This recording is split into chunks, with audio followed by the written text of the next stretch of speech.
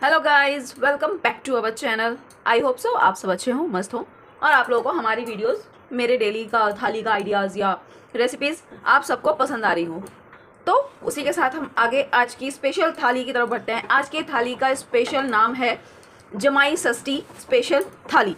आज है बंगालीज़ की जमाई षष्ठी। उसमें सास जो है अपने दामाद को पूजती है, काइंड ऑफ बोल सकते हो आप। दामाद को अपने हाथों से बनाया हुआ खाना खिलाती है, अच्छा अच्छा खाना खिलाती है, टीका करती है। समथिंग एक तरीके से बंगालीज का ये रिचुअल होता है, त्यौहार होता है जमाई षष्ठी जिसका नाम होता है। तो उसके लिए आज सबसे पहले क्या क्या बन रहा है वो तो आगे आगे पता चलेगा, बट इस टाइम मेरे सामने क्या क्या है। आलू, परमल एंड बैंगन, इन सब में हमें लगा देनी है हल्दी और नमक। हमें सबसे पहले इसकी फ्राई की तैयारी करनी है।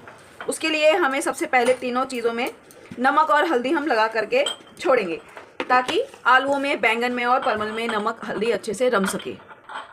इसको हमने काट लिया, धो लिया एंड फिर हम तीनों चीज़ में लगा दे रहे हैं हल्दी और नमक। थोड़ी देर के लिए 2-4 मिनट के लिए आप छोड़ सकते हो, 5 मिनट के लिए आप छोड़ सकते हो। आपको सारी चीज़ में नमक हल्दी लगा के थोड़ी देर के लिए छोड़ देना है ताकि नमक जो है इनके अंदर तक एंट्री ले ले और थोड़ा सा टेस्ट और इन्हेंस हो जाए। ये हो गया, इसमें भी हो गया। सबसे ज़्यादा दिक्कत आती है बैंगन में नमक हल्दी लगाने में, क्योंकि ऊपर ऊपर जो पार्ट्स हैं, ऊपर ऊपर के जो हिस्से हैं, उसमें तो अच्छे से हो जाता है। बट ये देखो, इधर हो गया, इधर नहीं, इधर हो गया, इधर नहीं। तो हमें थोड़ा सा अच्छी तरीके से ऐसे ऐसे करके, देखो ऐसे पलट पलट के हमें सब में नमक हल्दी लगा देनी है। इसको हम थोड़ी देर रेस्ट के लिए छोड़ते हैं अब सभी चीज़ों को। फिर उसके बाद बाकी और क्या बन रहा है इनको भी बनाना देखेंगे कि कैसे करके कैसे कैसे करके बनता है। तो इनको छोड़ते हैं अभी रेस्ट के लिए। इतने हमारे सब्जी नमक हल्दी में मिक्स होते हैं, रमते हैं, इतने हमने चढ़ा दी है खीर के लिए दूध। खीर हमारा मेरे ख्याल से 1 से 1.5 किलो के अराउंड है, शायद से 1 किलो है।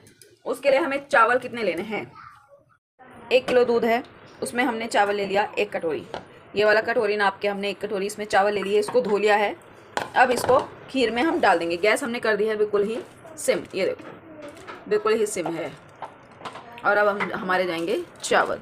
हमने इसकी मलाई भी नहीं निकाली है, मलाई भी दूध में ही है। इससे क्या होगा, और ज़्यादा टेस्टी खीर बनती है। पर खीर में उबाल देना भी ज़रूरी है। चाहो तो आप, हमने क्या करा था, ये मॉर्निंग में दूध आ गया था, दूध आने के बाद उबाल सब दे दिया, अब जाके हमारी बन रही है खीर। तो अगर आप चाहो तो ताज़े, मतलब जिस टाइम आपका दूध आए उसी टाइम पे आप लोग कर सकते हो। फिलहाल हमने उस टाइम पे नहीं बनाई, हम अब बना रहे हैं। सारे के सारे चावल गए, अब इसको थोड़ा सा चला देंगे। अब ये चलेगा, पकेगा, बटेगा, बनेगा पहले फिर बटेगा।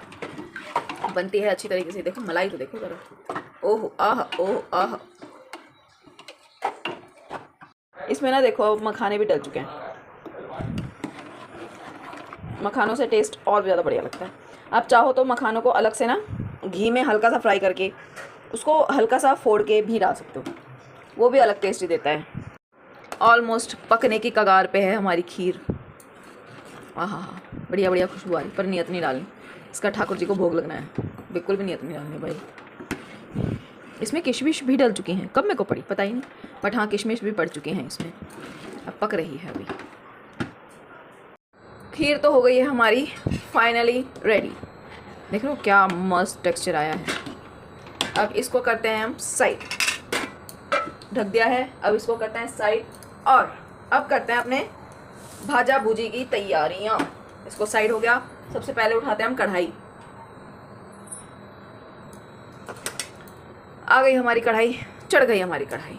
अब सबसे पहला काम हम जो करेंगे, आलू को फ्राई। कितने देर से हमने आलूओं को रखा हुआ है नमक और हल्दी में, तो फटाफट से अब कढ़ाई और तेल अपना गरम करा जाए और एक एक करके सारी चीज़ें फ्राई करी जाएं, जिसमें कि सबसे पहले फ्राई होगा हमारा आलू। तो हम करेंगे सबसे पहले आलू फ्राई। तेल हो गया हमारा अच्छे से गरम, पूरी की पूरी महक आ रही है। अब सबसे पहला काम हमारा क्या रहेगा, आलूओं को निचोड़ना है और करना है जब तक ये आवाज़ ना आए और ये धुआं ना उड़े। फ़ायदा ही नहीं है आलू फ्राई करने का गाइस, क्योंकि जब तक ये धुआं नहीं उड़ेगा और छस करके आवाज़ नहीं आएगी तो समझ लेना आपकी कढ़ाई गंदी होने वाली है। क्योंकि अगर कढ़ाई हमारा और तेल हमारा अच्छे से गर्म नहीं होगा ना तो आलू जो हैं सारे के सारे कढ़ाई में चिपक जाएंगे, तो ऑब्वियस ही बात है ना, कढ़ाई भी गंदी हो ही जाएगी हमारी। आलू में हम डाल देते हैं अब अपने प्याज डाल के इसको अब कर लेते हैं अच्छे से फ्राइंग मिक्सिंग इसको और थोड़ा सा पकने देते हैं। अभी आलू हो गए हैं मेरे सॉलिड से फ्राई। इसमें तेल था तो मैंने इसको ना साइड करके लगा दिए थे सारे के सारे आलू। तो मेरा पानी क्या था, तेल जो है ऑलमोस्ट निकल चुका है। अब इसको हम निकाल लेंगे प्लेट में। अब सेकेंड डिश क्या फ्राई करें, बैंगन करते हैं पहले, है ना। वैसे ना जमाई षष्ठी का खाना जो बनता है वो मॉर्निंग टाइम में बनता है, बट हस्बैंड जी जो हैं, इस घर के दामाद जी जो हैं, उन्हें मॉर्निंग में टाइम ही नहीं था, उन्हें छुट्टी ही नहीं थी, टाइम ही नहीं था, तो इसीलिए रात को बन रहा है। नहीं तो जमाई षष्ठी का खाना जो होता है ये दिन का होता है। सास बिना कुछ खाए पिए जब तक मतलब दामाद को ना खिला पिला दे तब तक सास का जो है व्रत रहता है। बट अब जब हमारी दामाद मतलब इस घर के दामाद के पास टाइम ही नहीं है, क्या कर सकते हैं, तो इसीलिए रात को खाना बन रहा है। मैं क्लियर कर दूं, ये ना हो कोई बंगाली हो वो बोले कि नहीं भाई दिन में बनता है, ये गलत बोले। बनता दिन में ही है, सुबह के टाइम ही बनता है। और बंगालीज में तो और भी बहुत सारी चीज़ें बनती है, बट ये बंगाली फैमिली नहीं है। बंगाली मेरे हस्बैंड हैं, हस्बैंड का ससुराल बंगाली नहीं है, तो इसलिए अब जो जैसे बनता है वैसे ही हो रहा है। क्या कर सकते हैं। अब अगर मैंने इसमें कुछ गलत बोला, अगर किसी को गलत लगा हो तो आई एम सो सॉरी, पर फिलहाल तो यही है भाई, क्या ही कर सकते हैं। इस तरीके से करके हमें अपने बैंगन सारे के सारे जो हैं अच्छे से फ्राई कर लेने हैं। अगर आपके पास फ्लैट वाली कढ़ाई है ना तो आप उसमें खूब सारे बैंगन एक साथ फ्राई कर सकते हो, पर ये ना ऐसे कर्व वाली है कढ़ाई, तो दिक्कत हो रही है इसमें ना, इसलिए मुझे एक एक दो ही करने पड़ रहे हैं। तो कोई बात नहीं, अच्छे से कम हो पा रहे हैं सारे के सारे बैंगन मेरे फ्राई। अब इसको भी निकाल लेते हैं इधर से पलट करके। पहले एक तरफ से तो हो चुका है, दूसरी तरफ से भी अच्छे से पलट के भून लेते हैं। अब ऐसे ही अपने सारे के सारे बैंगन को भी हम फ्राई कर लेंगे। अब सारे के सारे बैंगन हो चुके हैं हमारे फ्राई। अब थोड़ा सा और तेल चढ़ाया जाए और क्या करा जाए, अपने परमल को फ्राई करा जाए। निचोड़ के डालने हैं गाइस परमल को, क्योंकि परमल ना वैसे बहुत ज़्यादा पानी छोड़ता है और नमक लगने के बाद तो वैसे भी, ये देखो देख रहे हो पानी, इसीलिए बोल रहा हूँ निचोड़ के डालना, नहीं तो बहुत टाइम लग जाएगा हमारे परमल को फ्राई होने के लिए। फाइनली हमारे परमल भी जो हैं वो भी फ्राई हो चुके हैं। दबाना है और निकालना है, दबाना है और निकालना है, दबाना है निकालना है, ऐसे ही दबाना है और निकालना है। ये हो चुका है डन। अब चढ़ाते हैं अपनी कढ़ाई में थोड़ा सा ज़्यादा सा तेल, क्योंकि हमें करना है अब पनीर को फ्राई।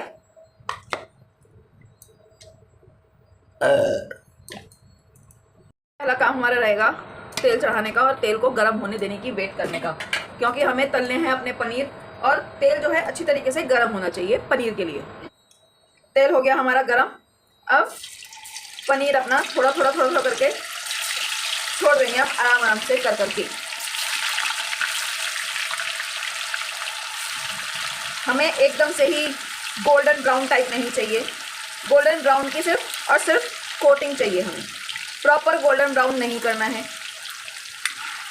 और पनीर को सॉफ्ट रखने का एक मस्त सा तरीका भी है, जो कि है उसके लिए लेना है हमें एक बर्तन में पानी। ये ले लिया। उधर हमारा पनीर फ्राई हो ही रहा है। फ्राई होने के बाद उसको इस पानी का और पनीर का क्या करना है, ये फ्राई हो जाए थोड़ा सा और, तब फिर बताती हूँ। अब इसको निकाल लिया जाए। बस इतनी ही कोटिंग हमें करनी है पनीर में, ज़्यादा वो नहीं करना है, वह इतनी ही कोटिंग हमें करनी है। मैंने बोला ना गोल्डन ब्राउन की सिर्फ और सिर्फ कोटिंग करनी है, वैसे नहीं करना है, सिर्फ और सिर्फ कोटिंग, ज़्यादा कुछ झंझटबाजी नहीं। अब इसको सॉफ्ट कैसे रखना है वो भी बताती हूँ। 2 सेकेंड। पानी और हमारा पनीर सॉफ्ट रखने के लिए करना है हमें, इसको पानी में डाल दें। गोल्डन ब्राउन की कोटिंग लाओ और पानी में डाल दो। ये मैंने करची भी डाल दी। बस हमें यही काम करना है। इससे हमारे पनीर जो है ना सॉफ्ट सा रहता है। जितने हमारा मसाला रेडी होगा, मटर गलेंगी, इतने में हमारा ये पनीर और बाकी आने वाला पनीर भी जो कि ये तला जा रहा है सब सुपर सॉफ्ट होके मिलेंगे हमें। पनीर सारे के सारे हमारे फ्राई हो गए, कढ़ाई हो गई है हमारी खाली। अब लगा देते हैं अपनी सब्जी का तड़का, जिसके लिए सबसे पहले गया हींग और जीरा, और अब जाएगा हमारा प्याज। ये गया हमारा प्याज। इसको प्याज को अच्छी तरीके से हम करेंगे अब फ्राई खाली फ्राई। अभी तो सिर्फ और सिर्फ फ्राई। प्याज हो गए फाइनली हमारे फ्राई। अब हमें डालना है टमाटर जो कि पीस के रखा है हमने। इसको अच्छे से अब चलाएं, मिक्सिंग चलाएं। अब ये डायलॉग शूट होता है, मिक्सिंग चलाएं। पहले नहीं हो रहा था, पहले तो सिर्फ प्याज ही भुन रहा था, उसमें मिक्सिंग चलाएं उसमें कहाँ से हो रहा था, उसमें नहीं हो रहा था। अब हो रहा है क्योंकि अब हमने डाला है टमाटर। अब करते हैं अपनी गैस थोड़ी सी कम और इसमें डालते हैं मसाले। मसालों से पहले जाएगा हमारा जिंजर गार्लिक पेस्ट। आज हम इसमें यूज़ करेंगे जिंजर गार्लिक पेस्ट का, जो कि हम डालेंगे 2 चम्मच भर करके।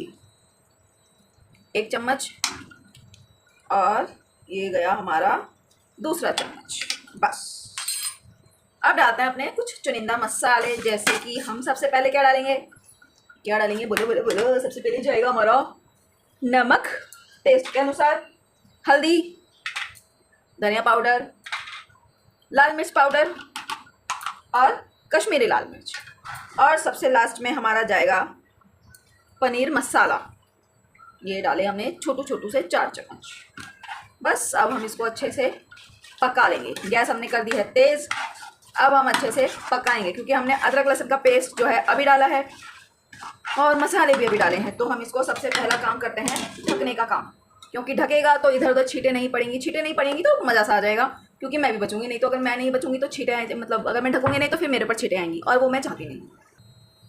खोल के मसाले को एक बारी हम कर लेते हैं चेकिंग। आहा कलर तो देखो गाइस, और मसाला जो है तेल भी छोड़ चुका है और मुझे कस के 10 चढ़ रहा है। अब हम इसमें डालेंगे हमारी मटर। अब इसका हमारा काम सबसे पहले होगा 2-4 सेकंड के लिए भूनना इसको। अभी तो पहले मिक्स करना है, देन उसको थोड़ा सा हमारा काम रहेगा, इसको फ्राई करेंगे। हो चुका है हमारा ये फ्राई। अब हम डाल देंगे इसमें पानी। आज ये सब्जी बन रही है कम से कम 7-8 लोगों के लिए, तो इसलिए हम कढ़ाई जो है भर करके बनाएंगे। अब इसको हम ढकते हैं और पकने के लिए छोड़ते हैं। चलो गाइज, अब अपनी सब्जी को जो है एक बारी चेकिंग कर लिया जाए। खद्दे तो बढ़िया से आ रहे हैं। हाँ जी, ये खद्दे तो सॉलिड से आ रहे हैं। मटर हमारी गल ही चुकी है। ट्राई कर लेते हैं। हाँ, फ्रोज़न मटर है, इससे ज़्यादा क्या ही होगी। अभी थोड़ा सा और हो ही जाएगा। अब अपना पनीर जो है हम हल्के से दबा के इसमें डाल देंगे। जो हमने फ्राई करके पानी में डाल के रखा है ना, बस हल्का सा ही दबाना है। देखो इधर कैमरा करके दिखाते, देखो जैसे ये है ना, हाथ में ऐसे किया, हो गया। बस हमें सारे के सारे पनीर ऐसे ही एक साथ मुट्ठी में खूब सारे नहीं भरने, 4-5 पीस लिए, स्क्वीज़ किए और डाल दिए। हल्का सा ही करना है, ज़्यादा हमें दबाने नहीं है, नहीं तो पिच्चक ही निकल जाएगा पनीर का अपने, है ना। देखो वैसे करके सारे के सारे जो है हम डाल देंगे। थोड़ी देर और इसको पकने के लिए छोड़ते हैं। लास्ट में हम इसमें डालेंगे हरा धनिया, साबुत वाला, है ना। और हरे धनिया का तो टेस्ट ही अलग आता है गाइज़। अब इसको हम बस पकने के लिए छोड़ देते हैं, थोड़ी सी देर ढकते हैं और ये पकता रहेगा अपना। ये लो जी, 2 मिनट बाद हम इसको खोलेंगे, इसमें धनिया डाल के फिट करेंगे। लगाते हैं अपनी प्लेट, फिर दिखाऊंगी आप लोगों को प्लेटिंग दिखा के। हमारी जमाई सस्ती की प्लेट ये लग चुकी है। हमारी प्लेट मतलब सामान के हिसाब से हमारी प्लेट थोड़ी सी छोटी रह गई, बट कोई बात नहीं, यह है हमारी प्लेट। आई होप आप सबको आज की रेसिपी पसंद आई हो। Please like share and subscribe. Bye bye, thanks for watching.